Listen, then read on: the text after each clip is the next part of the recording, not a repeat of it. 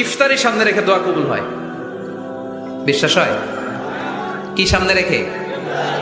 সামনে ইফতারি। বসে থাকি আমরা তৃষ্ণায় সারাটা দিন, ছাতি ফেটে যায়। আল্লাহ দেখে, দেখতে দেখতে আল্লাহর একটা সফট কর্নার তৈরি হয়। এটাই সুযোগ কাজে লাগানো, ঠিক কিনা?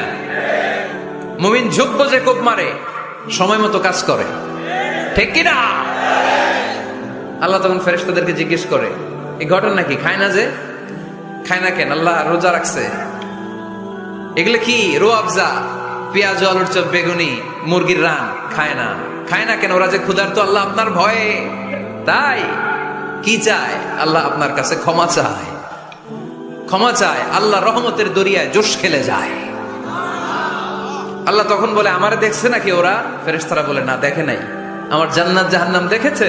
না দেখে নাই। আমারে না দেখে, জান্নাত জাহান্নাম না দেখে আমার এত ভয় করে। যাও, আজকের এই রোজার বিনিময়ে এখন বান্দা যা চাইবে সব কবুল করে নেব।